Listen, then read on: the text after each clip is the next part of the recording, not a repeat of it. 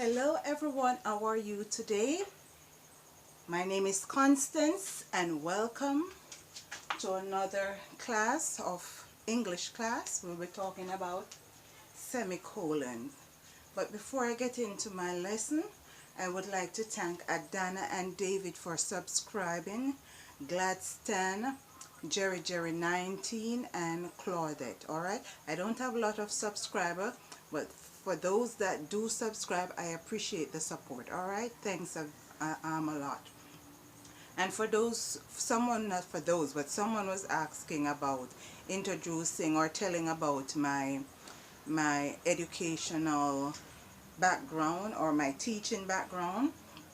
Well, I did my CXC at Morant Bay Community College, and after being successful in doing so, the dean or the principal at that school asked me to take over his class, which were social security and social studies and principles of business. I don't know where I go to social security. Social studies and principles of business, and I did that on and off over here with him. Alright, I have a bachelor's degree in theology, and in that course, in my course of doing theology, there was a module for teaching, and I covered that module. Alright, so that is where I got my learning and my experience as a teacher. Alright, so let's get to the class of semicolons. Alright, semicolons separate whole, W-H-O-L-E, whole clauses that are closely connected. They separate all classes that are closely connected. Example, the sun descended in the horizon. The horizon is like when you go to the back of the sea, when you look at the sea, and it is, you see the sun going down like it's going to touch the water. That is what it is called, an horizon. Okay, the sky darkened, night had come. So we use the semicolon to separate each of these individual thoughts, to separate each of the individual thoughts. So one thought says the sun descended in the horizon.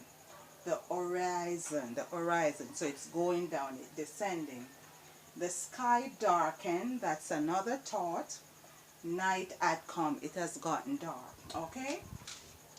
B, semicolons are used with series.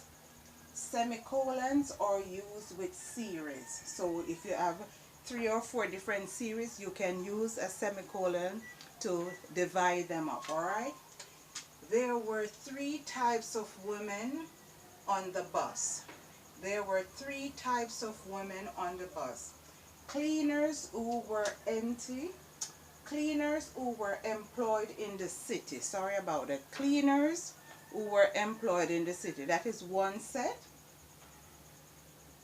Clerks and typists who worked at the large firms. Clerk and typists who worked at the large firms.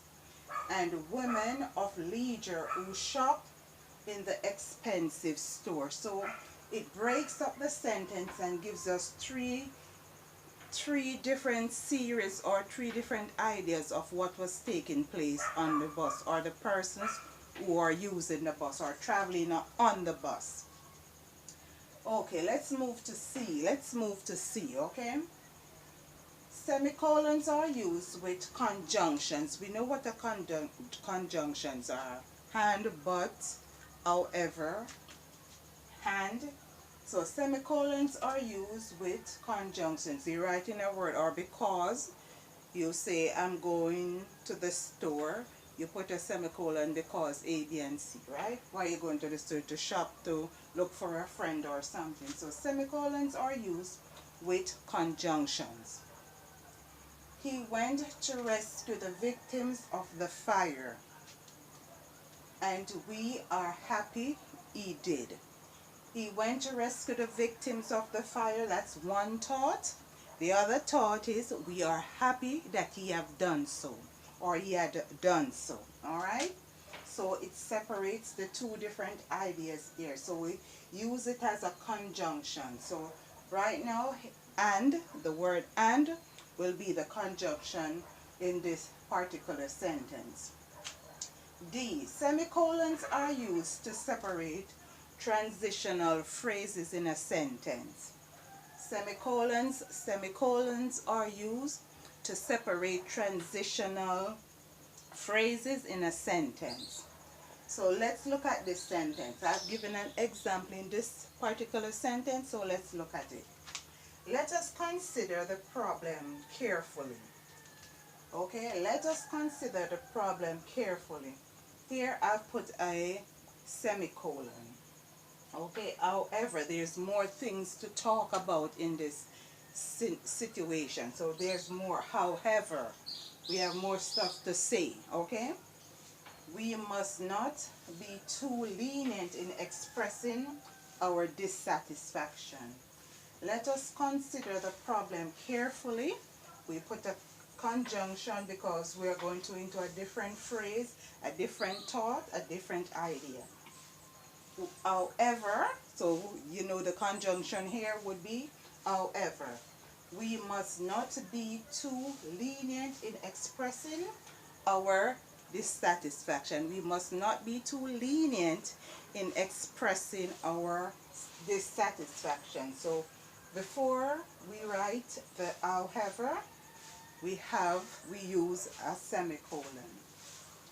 There are other items to be listed or to be talked about, other information to be given about semicolons. However, this board is too small, so we will continue on this topic further on. Okay, so we'll continue with semicolons. So I thank you for watching.